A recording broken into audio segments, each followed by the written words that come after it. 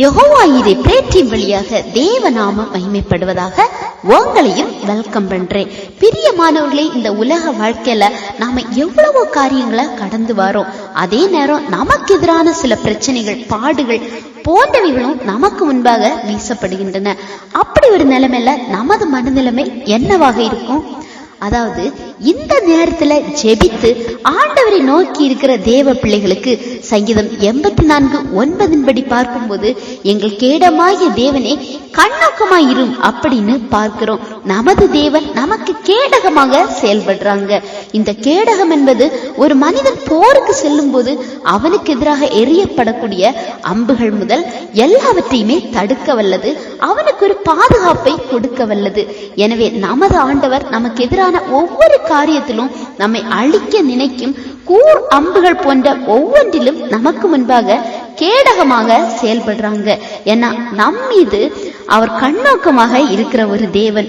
ஒரு காரியத்துல கலங்குகிற சூழ்நிலைகள்ல தேவ பிள்ளைகள் ஆண்டவரிடம், ஆண்டவரே நீங்க ஏன் கேடகம், நீங்க என் மீது கண்ணோக்கமா இருப்பவர் என்று அறிக்கை பண்ணி பிரேயர் பண்ணுங்க. ஆதியாகமத்துல பார்க்கும்போது ஆண்டவர் ஆபிரகாமிடத்துல, நான் உனக்கு மகா பெரிய பலனும் கேடகமாய் இருக்கிறேன் என்று சொல்றாங்க. தம்மை நம்புகிற பிள்ளைகளை பாதுகாக்கிற தேவன். ஒரு மனிதனிடத்துல என்ன பணபலம், திடன், ஆரோக்கியம் காணப்பட்டாலும் தேவ பாதுகாப்பு இல்லாம ஒரு செகண்ட் கூட நிலை நிற்க முடியாது தானே. மனித பலனும் எந்தவித மனித பிரகாரமான பாதுகாப்புகளும் அது பாதுகாப்பா இருக்கவே முடியாது. நமது எல்லா பாடுகளையும் அவர் பாடுகளையும் அவர் நமக்கு கேடகமாக செயல்படுறாங்க. நமது பாவத்தை கூட அவர் சிலுவையில சுமந்த தேவன், இன்னைக்கும் ஜீவிக்கிறவர். எபேசியர்ல பார்க்கும்போது விசுவாசம் என்னும் கேடயம்னு பார்க்கிறோம்.